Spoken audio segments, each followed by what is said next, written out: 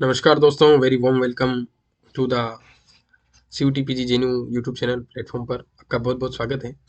जैसा कि मैंने पिछले वीडियो में बताया था कि मैं अब से स्टार्ट करने जा रहा हूँ MA डिजास्टर स्टडीज़ जो कोर्स चलता है आपके जेन्यू में। इसका कोड क्या है COQP09। उसके अपन पेपर सॉल्यूशंस करेंगे। यूट्यूब पर आज तक किसी ने नहीं करवाया है डिजास्टर स्टडीज़, डिजास्टर मैनेजमेंट के जो भी एंट्रेंस एग्जामिनेशंस होते हैं अलग अलग यूनिवर्सिटी के पहले होते थे, अब CUT आ चुका है, कोई भी नहीं था। तो हम स्टार्ट करेंगे आज से। मुझे नहीं पता कितने वीडियो लगेंगे, कितना करवाना है। मैं सारे पेपर करवाऊंगा आपको, जो भी अलग अलग यूनिवर्सिटीज़ के हो, चाहे CUT के हो या JNU के, वो सारे के सारे करेंगे हम। और जो भी क्वेश्चन आ रखे हैं उसको हम बिल्कुल डेप्थ में पढ़ते जाएंगे और उसी के साथ वो टॉपिक पूरा का पूरा कवर हो जाएगा आपके। तो शुरू करते हैं बिना किसी देरी के।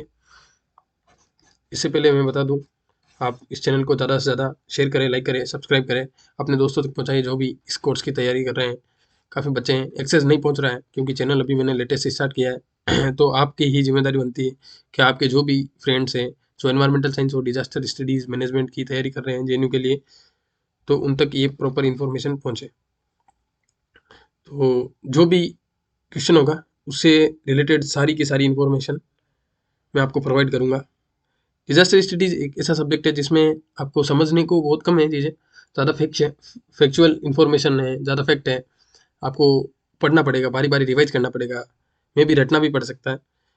कॉन्सेप्ट काफ़ी उन चीज़ों में जो ज्योग्राफी के इर्द गिर्द घूमता है, जो भी कॉन्सेप्ट होता है, जैसे कोई लैंडस्लाइड हुआ या फिर अर्थक्वेक कैसा या साइक्लोन फ्लड्स, तो वो ज्योग्राफिकल एक्सपेक्ट है, वो कवर होगा, उसमें कंसेप्ट आएगा। और बाकी सारी डिटेल्ड इन्फॉर्मेशन है मैं आपको दूंगा। सारी चीज़ें एक करके लेके आया हूँ एक ही जगह पर, और जो भी आपके PDF होगी बाद में मैं सारा का सारा, एक बार ये पूरा पेपर हो जाएगा सोल्व तो मैं आपको टेलीग्राम चैनल पर प्रोवाइड कर दूंगा। टेलीग्राम हैंडल का लिंक मैं डिस्क्रिप्शन में दे दूंगा, आप उससे ज्वाइन हो जाएगा। चलिए शुरू करते हैं। पहला क्वेश्चन है आपके, SOP स्टैंड फॉर। SOP का फुल फॉर्म पूछा है, क्या है? तो SOP का फुल फॉर्म है आपके standard operating procedure. Standard operating procedure, ये रहा SOP। SOP होता क्या है? SOP आपके होता है for covering preparedness and response aspect of crisis management plan. SOP for covering preparedness and response. जो डिजास्टर मैनेजमेंट की दो स्टेज होती है, एक प्रिपेयर्डनेस स्टेज और इस रेस्पॉन्स स्टेज। इसके एस्पेक्ट में क्राइसिस मैनेजमेंट प्लान होता है, वो SOP के थ्रू डिजाइन होता है। SOP में एक इंस्ट्रक्शन और गाइडलाइंस होती है जो एक जगह लिखी होती है, जिनको डिटेल में एक्सप्लेन किया जाता है किसके लिए कोई भी अपन को कोई टास्क पूरा करना है, उसको आगे कैसे ले जाना है डिजास्टर मैनेजमेंट में। जैसे कोई कहीं पर डिजास्टर हो गया तो वहाँ पर गाइडलाइंस होगी कि आपको ऐसे ऐसे ये करना है। कुछ भी जो प्रोसीजर होगा वो सब किसके अंडर होता है? SOP के अंडर। वो गाइडलाइंस ही SOP होती है। उस जो शीट होती है, जो भी कोई डॉक्यूमेंट होता है, कुछ भी मान लो आप। The basic idea is to standardise the performance of any work procedure. ये बेसिक आइडिया होता है to standardise the performance of any work procedure. ठीक है, तो बेसिक एलिमेंट्स क्या होते हैं SOP के? एक तो कमांड और कंट्रोल स्ट्रक्चर, किसी को भी कमांड देना है, कंट्रोल लेना है, ये सारी इसमें आती है SOP में। फिर ऑपरेशन कैसे कंडक्ट करना है, प्लानिंग कैसे करनी है, लॉजिस्टिक अरेंजमेंट्स, आपके पास फैसिलिटीज़ क्या है, सारी की सारी वो सारा इसमें आता है। फिर फाइनेंस और एडमिनिस्ट्रेशन, कौन इसको एडमिनिस्ट्रेट करेगा, फाइनेंस कहाँ से आएगा, ये सब SOP में मेंशन होता है। ये बेसिक एलिमेंट्स होते हैं SOP के। आपको क्वेश्चन पूछ सकता है कि बेसिक एलिमेंट्स SOP के कौन से हैं कौन से नहीं है, ऑप्शंस में देखें, तो ध्यान रखना आप इस चीज़ को। चलिए नेक्स्ट क्वेश्चन पर मूव करते हैं। नेक्स्ट क्वेश्चन आपका है, which ministry in government of India coordinates all aspects of disaster management in India. ये पूछा है कौन सा मंत्रालय, कौन सी मिनिस्ट्री है जो डिजास्टर मैनेजमेंट को देखती है, उसको कोऑर्डिनेट करती है। तो आपको बता दूं, इसका आंसर है home ministry. Third, option number third है। होम मिनिस्ट्री में हमारे होम मिनिस्टर अमित शाह जी हैं, तो उनके अंडर आती है ये डिजास्टर मैनेजमेंट की अथॉरिटी। ये हियरकियल चार्ट है, आप देखिए इसको। National disaster management institution mechanism, ये सारा मैकेनिज्म कैसे काम करता है। इसमें जो सबसे पहले स्टेट गवर्नमेंट या यूटी होती है, जो है top level decision making body कौन सी है, एक तो cabinet community on security CCS और नेशनल क्राइसिस मैनेजमेंट कमेटी, इनकी फुल फॉर्म पूछ सकता है आपको। फिर नोडल मिनिस्ट्री डिजास्टर स्पेसिफिक, ये है जो आपके होम मिनिस्ट्री है। फिर overall coordination ministry of home affairs के थ्रू होता है। और जो national disaster management authority body है, जिसको डिजास्टर मैनेजमेंट एक्ट 2005 के दौरान बनाया गया था, वो थी एनडीएमए। एनडीएमए के बाद में जो एग्जीक्यूटिव कमेटी होती है नेक, फिर नेक के अंडर आती है आपके CAPF, armed forces and central armed police forces, इसके अंदर आती है। जबकि डिजास्टर मैनेजमेंट अथॉरिटी है, उसके अंदर दो ब्रांचेज है, क्या क्या है, एक national institute of the disaster management और नेशनल डिजास्टर रिस्पॉन्स फोर्स। ये दोनों किसका पार्ट है, एनडीएमए का। तो आप याद रखना, ये रही आपकी मिनिस्ट्री। मिनिस्ट्री के अंडर इतनी सारी जो रेगुलेशंस होता है, इंस्टीट्यूशंस मैकेनिज्म है डिजास्टर मैनेजमेंट का, अपने इंडिया में तो ऐसे काम करता है। ठीक है। अब disaster management authority NDMA headed by the prime minister, इसका जो हेड होता है वो प्राइम मिनिस्टर होता है, under the disaster management act of the 2005। The Indian national disaster management authority is the apex body of disaster management, सबसे highest body है जो डिजास्टर मैनेजमेंट को कंट्रोल करती है। Shall have the responsibility of the laying down the policies and guideline for the disaster management for ensuring timely and effective response to disaster. Guideline है दो disaster management को, एक तो इंश्योर करती है टाइम से हो जाए वो, फिर एक इफेक्टिव रिस्पॉन्स देती है डिजास्टर के लिए। तो ये हो गया आपके क्वेश्चन नंबर 2। तो इसका आंसर था होम मिनिस्ट्री। चलिए नेक्स्ट क्वेश्चन की तरफ मूव करते हैं। नेक्स्ट क्वेश्चन आपको पूछा है आईपीसीसी स्टैंड फॉर। आईपीसीसी क्या है? आईपीसीसी है आपके inter governmental panel of on climate change. Third option है इसका सर। ये बना था आपके 1988 में, 87 है। फिर इसका हेडक्वार्टर है जेनेवा स्विट्जरलैंड में, यूरोप में। और किसके द्वारा बनाया गया था? ये वर्ल्ड मीटियोलॉजिकल ऑर्गेनाइजेशन और यूनाइटेड नेशंस एनवायरमेंटल प्रोग्राम, जिसका हेडक्वार्टर आपके नैरोबी में, सॉरी नैरोबी। नैरोबी कहाँ पर है? केन्या, अफ्रीका में। तो उसके कोलैबोरेशन के साथ बनाया गया था आईपीसीसी। आईपीसीसी का काम क्या है? इसका काम ऑब्जेक्टिव है the provide governments to at all levels with scientific information that can use to develop climate policies. जो भी गवर्नमेंट्स, अलग अलग नेशंस की, स्टेट्स की गवर्नमेंट्स होती है, वो आईपीसीसी की रिपोर्ट्स जो क्लाइमेट चेंज पर ये पब्लिश करते हैं, उनको ध्यान में रखकर ही अपनी जो एनवायरनमेंट और अदर चीज़ों की जो पॉलिसी डिज़ाइन करते हैं, उस रिपोर्ट को ध्यान में रख के ही करते हैं। तो आईपीसीसी का काम होता है क्लाइमेट से रिलेटेड जो भी करंट डाटा है वो सभी गवर्नमेंट्स को प्रोवाइड करना, उनको लीगलाइज करना या पब्लिश कर देना, ये होता है आईपीसीसी का काम। चलिए नेक्स्ट क्वेश्चन की तरफ मूव करते हैं। Which of the following legal frameworks lay down the institutional and coordination mechanism for disaster management in India. बिल्कुल इजी क्वेश्चन है जो अभी ऊपर आया था। विच of the following legal frameworks less down the institutional and coordination mechanism for disaster management in India. तो इसका answer है आपके ये रहा, डिजास्टर मैनेजमेंट एक्ट 2005।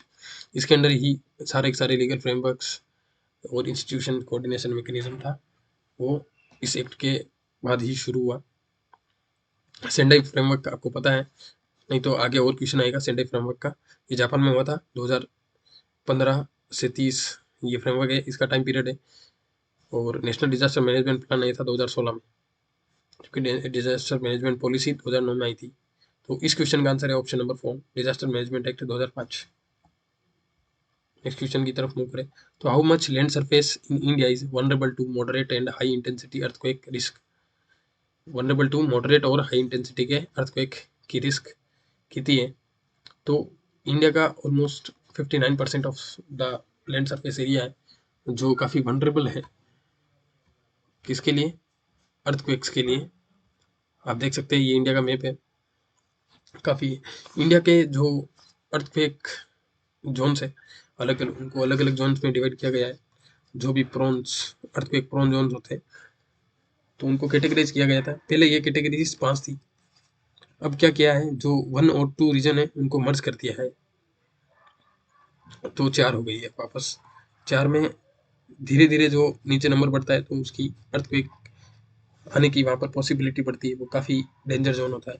जैसे आप देखिए 5th जोन कौन सा है, ये आपके जम्मू के रिगार्डिंग है, फिर ये थोड़ा पंजाब का एरिया, हिमाचल, फिर ये उत्तराखंड का एरिया 5th।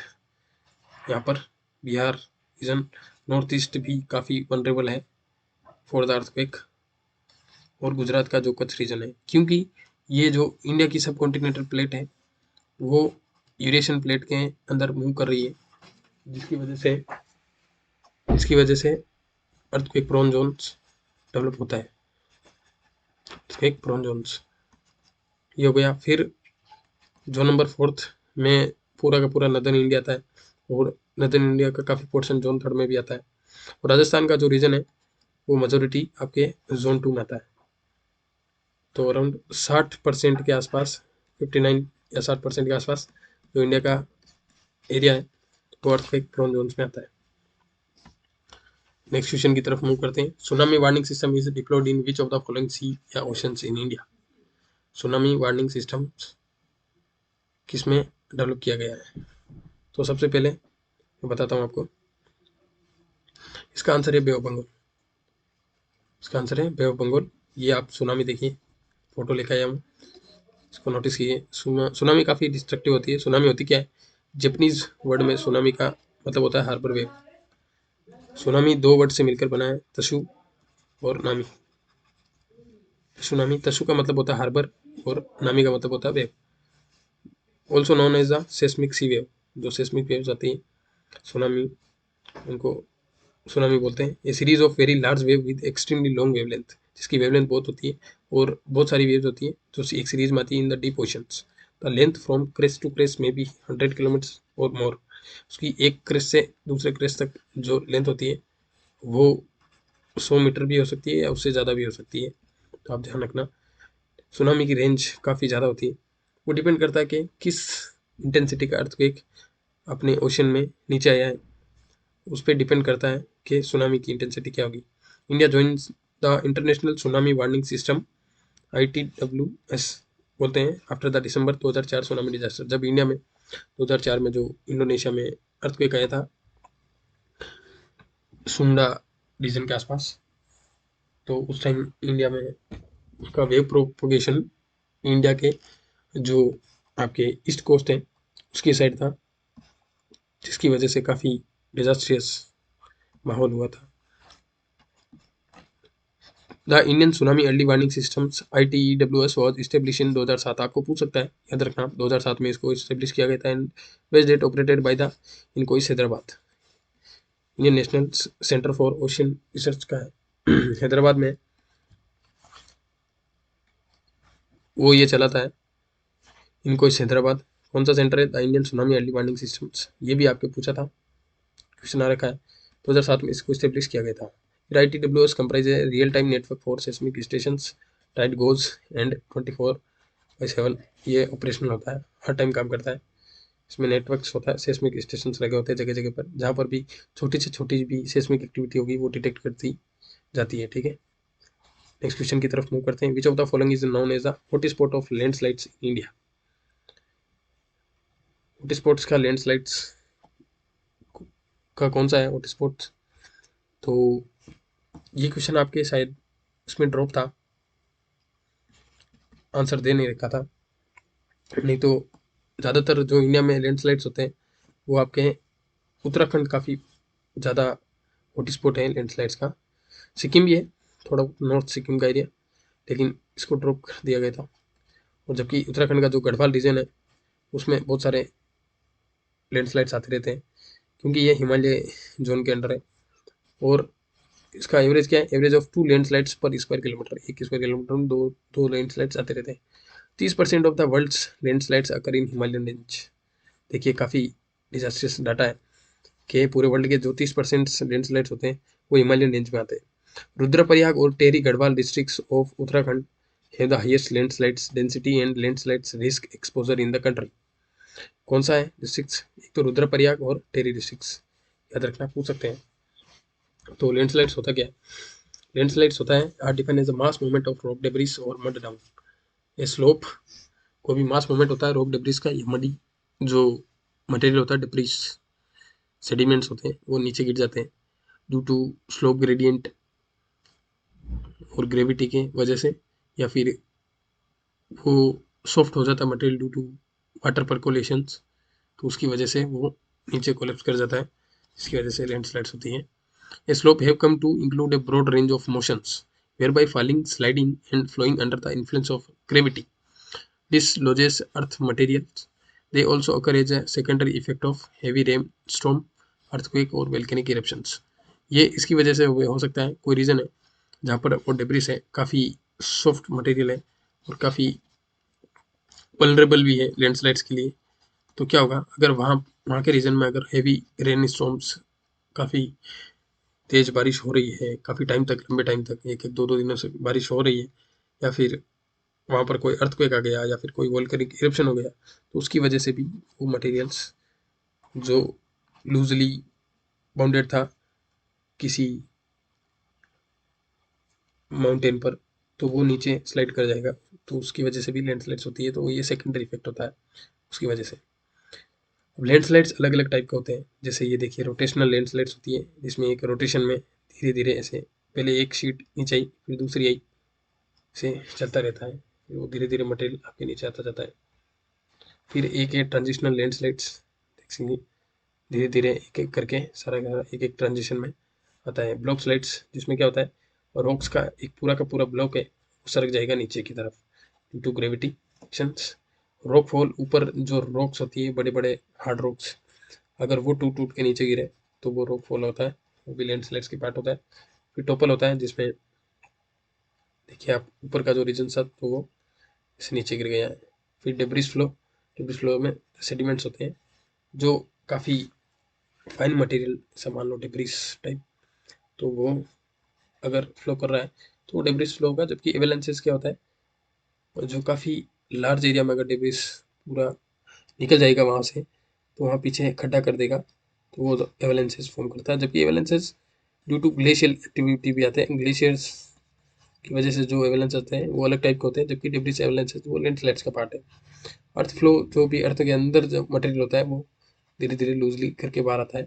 क्रिपिंग क्या होता है, क्रिपिंग में जो फॉरेस्ट रीजन होता है, अगर कोई फॉरेस्ट स्लोप पर प्रेजेंट है तो ऊपर की तरफ से मटेरियल काफ़ी आएगा और वो धीरे धीरे आएगा, काफ़ी स्लो मूवमेंट होगा, जिसकी वजह से वहाँ पर फॉरेस्ट में जो भी प्लांटेशन होगी, वेजिटेशन होगी, वो सारी डिस्ट्रक्ट होती चली जाएगी। फिर लेटरल स्प्रेड्स, देखिए इसकी वजह से आता है, जिसमें लेटरली मूव करती है प्लेट्स। तो लैंडस्लाइड्स का पोर्शन हो गया आपके कंप्लीट। नेक्स्ट क्वेश्चन पर चलें। तो विच of the following earth work wave arrives first during earthquake? कौन सी वेव है जो सबसे पहले आती है during the time of earthquake? ये आपके मिसप्रिंट है, तो इसका आंसर है आपके पी वेव्स। पी वेव्स सबसे पहले आती है, तभी इसको प्राइमरी वेव बोलते हैं, प्राइमरी वेव। जबकि एस वेव होती है सेकेंडरी वेव, क्योंकि ये बाद में आती है। फील्ड वेव और रिले वेव होती है। बॉडी वेव्स होती है पी और ये दोनों वो वेव्स होती है आपके बॉडी वेव, जबकि ये दोनों वेव होती है आपके सरफेस वेव। अब कोई भी अर्थक्वेक आता है तो इनसाइड द अर्थ आता है, अगर वो जहाँ पर आता है जहाँ से जनरेट होती है एनर्जी, वो होता है आपका फोकल पॉइंट या फोकस होता है।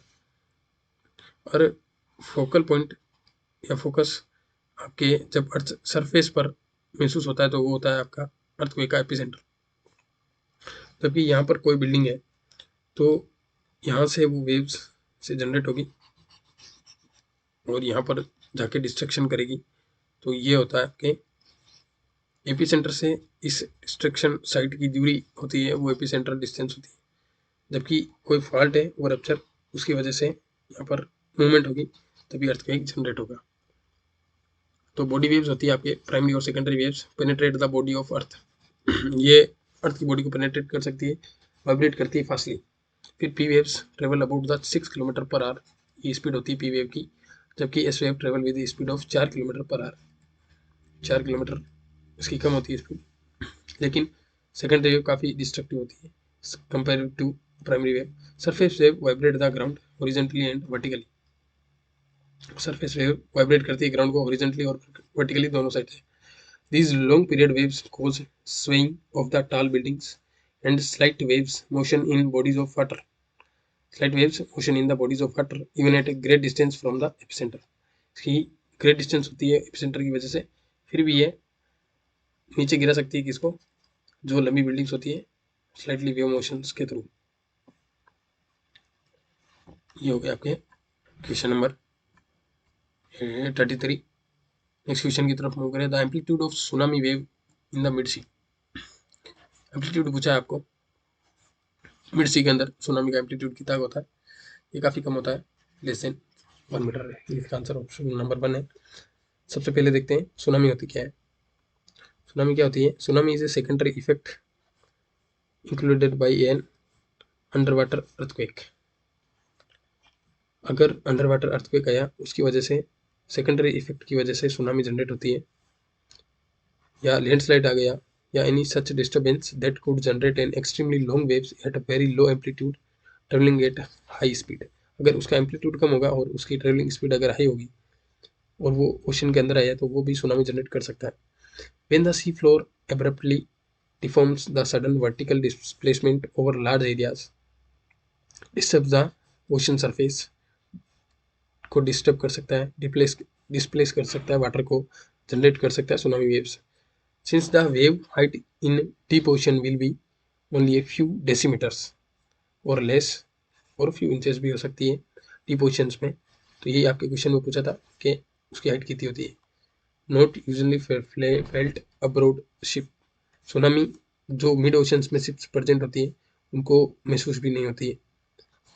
थर्ड पॉइंट क्या है आपका? इन शेलो वाटर्स, जो शेलो वाटर होता है, जो कोस्ट पर होता है, वहाँ पर a large tsunami crest height may rise rapidly by several meters, even in excess of the 30 meters, causing enormous destructions in a very short time.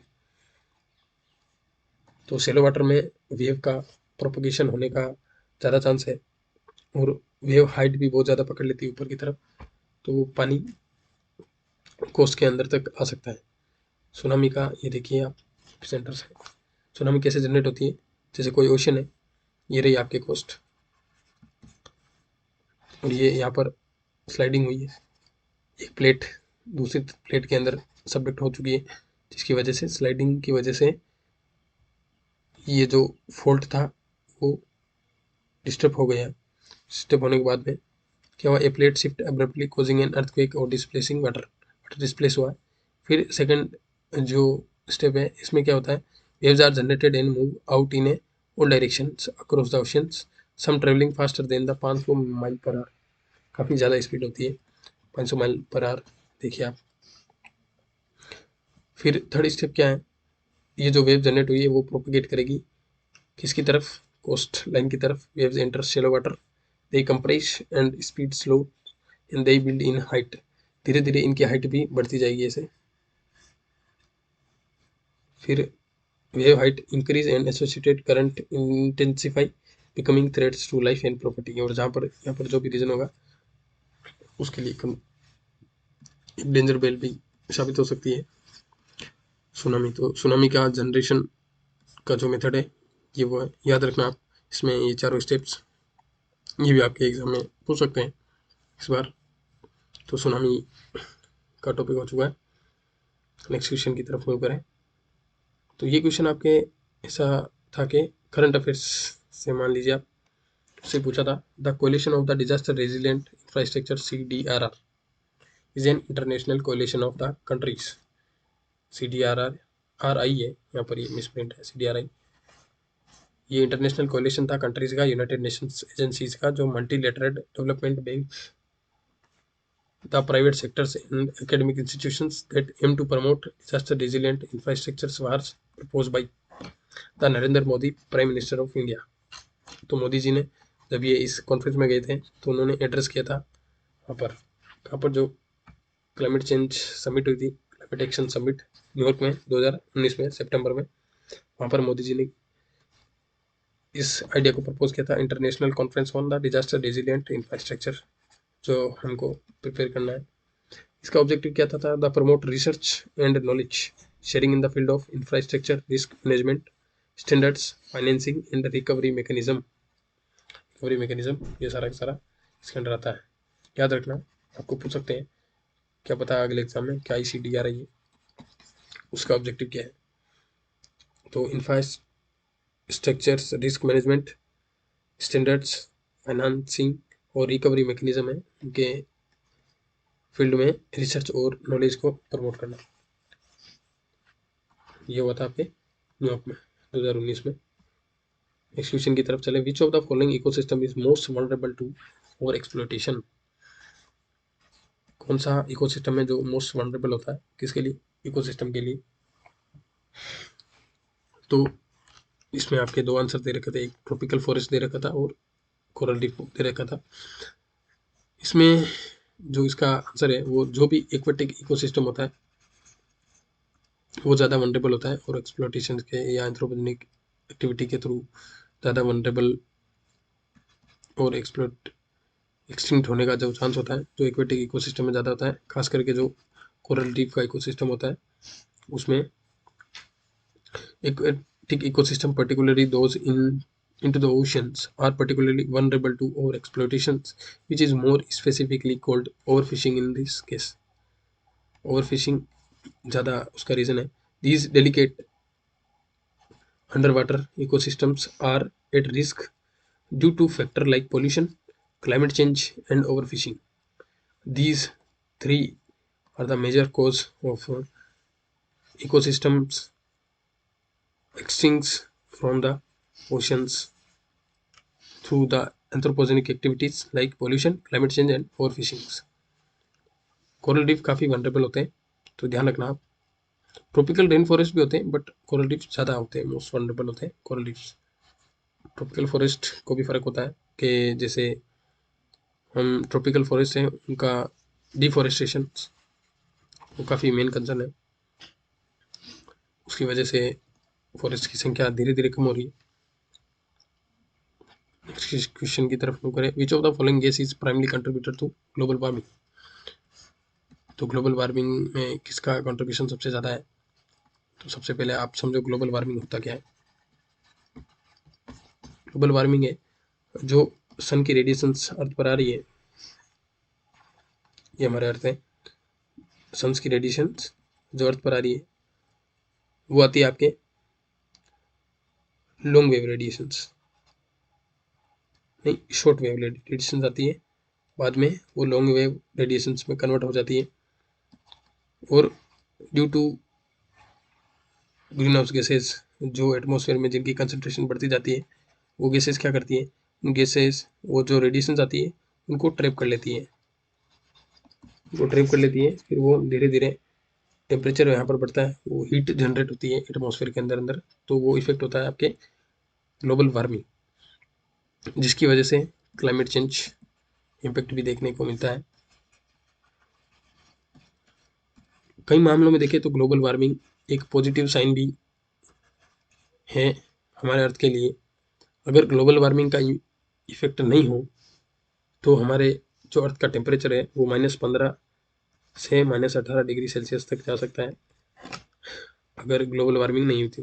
But main concerning thing is that के जो हम extra addition कर रहे हैं, क्योंकि atmosphere में जो CO2 का नंबर है वो तो आपके 0.003% के आसपास है, बट जो एक्स्ट्रा एडिशन हुआ है आफ्टर द इंडस्ट्रियलाइजेशन जो 1750 से अभी तक टिल टाइम देखें 2024 आ गया है, जो पहले कार्बन डाइऑक्साइड का जो कंसंट्रेशन था 220 ppm हुआ अभी जाके आपके 450 या 420 ppm के आसपास आ चुका है।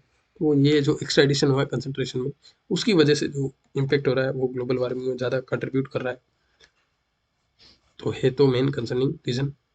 The primary contributor of global warming ये आपका CO2 है। CO2 देखिए आप 82% कंट्रीब्यूट करता है, जबकि मीथेन है second one is methane CH4 10%, फिर नाइट्रस ऑक्साइड है 6% के आसपास, फिर फ्लोरेटेड गैस है 3% के आसपास।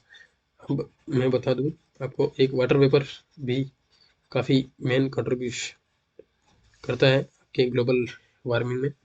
वाटर वेपर प्रेजेंट तो ओनली ट्रोपोस्फेरिक रीजन जो अर्थ सरफेस से लगभग 5 से 10 किलोमीटर के आसपास का रीजन होता है, उसी में प्रेजेंट होता है, लेकिन उसकी इंटेंसिटी कार्बन डाइऑक्साइड से भी ज़्यादा है ग्लोबल वार्मिंग करने की। तो वाटर वेपर भी इसमें ऐड कर सकते हो आप। चलिए नेक्स्ट क्वेश्चन की तरफ चलें। According to the CRED data, या आपके इसमें ये गलत है, ठीक है, CRED है। According to the CRED data 2015, 90% of the recorded major disaster caused by the natural hazard from the 1995 to 2015 were linked to. तो ये आपका पूछा है कि क्रीड डाटा के अनुसार जो 90% डिजास्टर है रिकॉर्ड किए गए हैं मेजर जो नेचुरल हजार्ड है वो 1995 से 2015, वो किससे लिंक्ड थे? वो आपके थे वेदर और क्लाइमेट से रिलेटेड। जो डिजास्टर हुए थे वो इस एक्सपेक्ट के रिलेटेड थे, लिंक्ड करते थे। उनकी वजह से वेदर और क्लाइमेटिक पैटर्न्स में जो चेंज हुआ, ज़्यादातर डिजास्टर ये हुए थे नेचुरल, ना कि एंथ्रोपोजेनिक।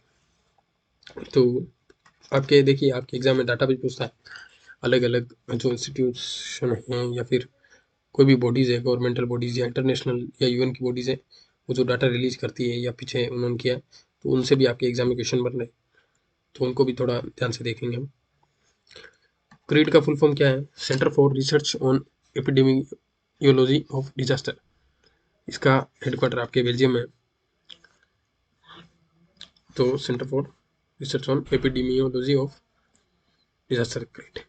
अब ये रिपोर्ट जो क्रेड ने दी थी वो क्या शो करती है, डेमोन्स्ट्रेट करती है कि जो फर्स्ट क्लाइमेट चेंज कॉन्फ्रेंस हुई थी COP1 कब हुई थी? 1995 में।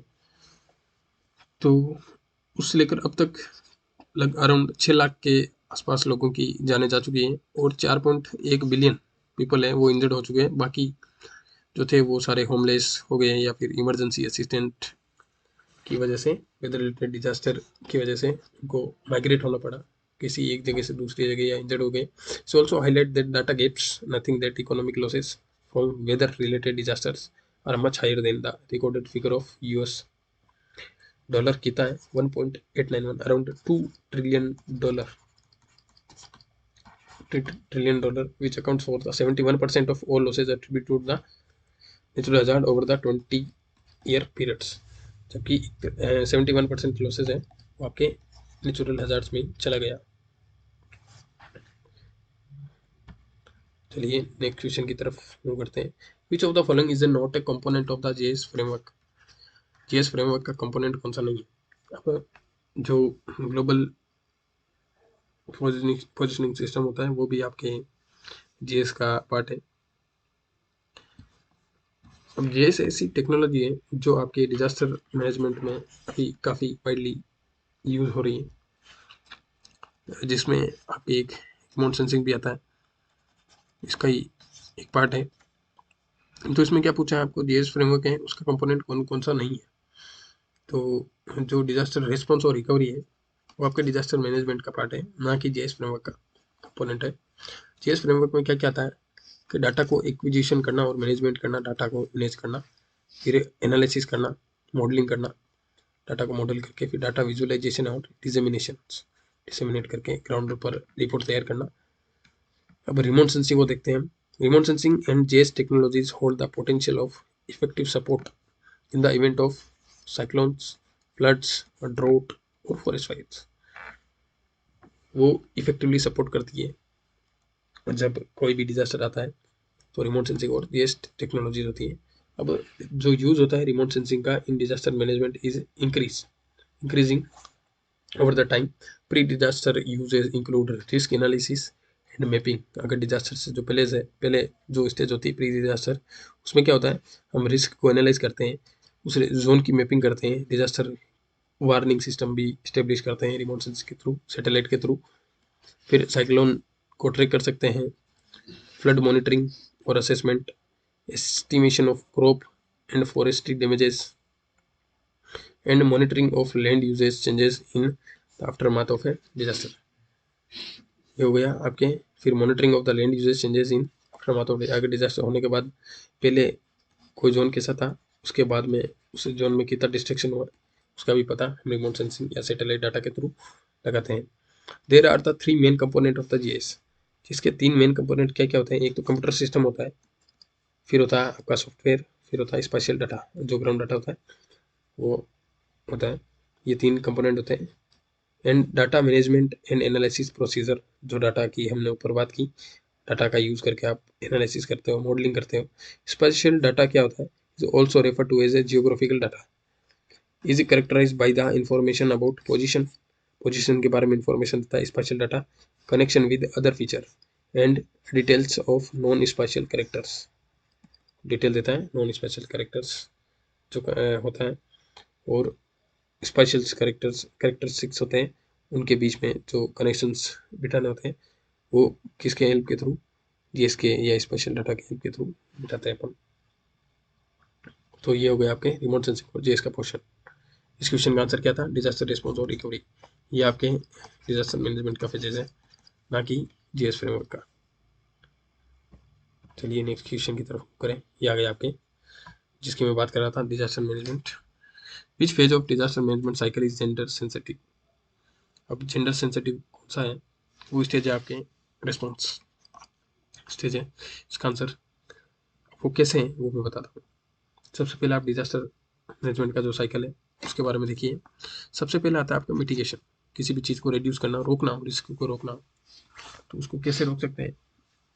सबसे पहले अवेयरनेस, अवेयरनेस कैसे आएगी, पब्लिक एजुकेशन।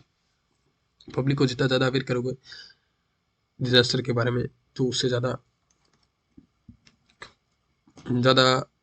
जो रिडक्शन की पॉसिबिलिटी होती है, डिजास्टर को प्रिवेंटिव मेजर्स ले सकते हैं वहाँ पर पब्लिक जो भी होगी।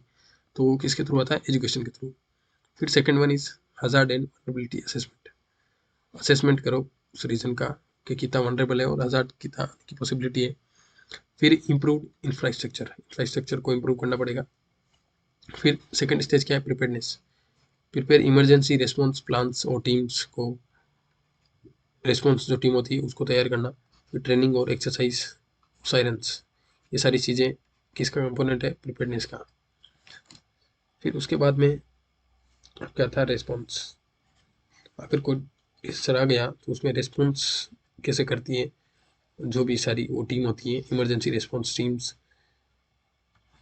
तो वो सारा रिस्पॉन्स के कंपोनेंट्स हो गए, जिसमें लाइफ सेफ्टी आ गई, इंसिडेंट स्टेबलाइजेशन, प्रॉपर्टी प्रिजर्वेशंस, इवेक्वेशन, शेल्टर्स, मास केयर, कैसे इवेक्वेट करना है। तो इस स्टेज में आपके जेंडर सेंसिटिविटी ज़्यादा है, क्योंकि रिस्पॉन्स स्टेज ऐसी है जिसमें डिस्क्रिमिनेशन होने के भी चांस ज़्यादा होते हैं कि मेल और फीमेल में ज़्यादा किसको बचाया जाए। जो भी अगर संकट में है तो उन सबको बचाना ज़रूरी होता है, लेकिन ये काफ़ी जेंडर सेंसिटिव होता है इसमें, क्योंकि एक डिजास्टर वाले रीजन में हर चीज़ एक समान नहीं होती। मेल का अलग रोल होता है, फीमेल का अलग रोल होता है, और किस टाइप से वो दोनों अफेक्ट हुए। क्योंकि कई मामलों में ऐसा होता है कि मेल खुद भी एफर्ट लगा के किसी सेफ प्लेस में जाने के लिए कैपेबल हो पाता है, जबकि औरतें नहीं हो पाती कई बार। तो ये काफ़ी सेंसिटिव, जेंडर सेंसिटिव है। फिर रिकवरी फेज में क्या होता है, इकोनॉमिक रिकवरी होती है, डेब्रिस मैनेजमेंट है, जो मलबा अगर फ्लड आई है तो या अर्थक्वेक आई है तो उसके वजह से जो जनरेट हुआ है उसको कैसे मैनेज करना, वापस हाउसिंग स्टेब्लिश करना, हेल्थ और सोशल सर्विस, वापस लोगों को शेल्टर प्रोवाइड करना, और बेसिक नीड्स के जो भी सामान है वो प्रोवाइड करना, वो सारे रिकवरी फेज में आते हैं। अब gender perspective to disaster risk reduction help to focus attention on the distinct gender specific capabilities and vulnerability to prevent, prepare, confront and recover from the disaster. अब जो जेंडर रेस्पॉन्सिव अप्रोच होती है disaster risk reduction की planning की, means इसका मतलब होता है कि gender based differences and issues जो भी आते हैं consider in the design of the policy, strategy और plan and programme. Gender equality is promoted in its implementations, gender equality भी प्रमोट की जानी चाहिए अगर कोई भी पॉलिसी डिजाइन कर रहे हैं हम, किसके लिए, जहाँ पर जो डिजास्टर अफेक्टेड रीजन था उसके लिए, तो उसमें जेंडर इशू को ध्यान में रखकर ही करना चाहिए। ये सेंडाई फ्रेमवर्क जो हुआ था आपके 2005 से 2030 के लगभग 2015 ये एम्फेसाइज करता है need not only to the address the issue related to the woman in post disaster risk construction but also envisages a lead role for women in post disaster reconstructions. Women and persons with disabilities should publicly lead and promote gender equitable and universally accessible approach during the response and reconstruction। उसमें जो काफ़ी vulnerable होते हैं कौन, जो woman और जो PW candidate होते हैं वो सारे, उनको प्रमोट करने की जो बात है वो संडे फ्रेमवर्क में की गई है। तो ये क्वेश्चन का आंसर था आपके। नेक्स्ट क्वेश्चन की तरफ मूव करें। क्वेश्चन नंबर 41 क्या कहता है? Question number 41, what is the primary cause of flood? Primary causes of flood, flood का प्राइमरी कॉज क्या है वो आपको पता है कि कहीं पर भी अगर बाढ़ आती है तो मे भी उसमें हेवी रेनफॉल जो होता है वो major cause, due to the heavy rainfall flood can be occur, और हेवी रेनफॉल वो लीड करता है फ्लड को।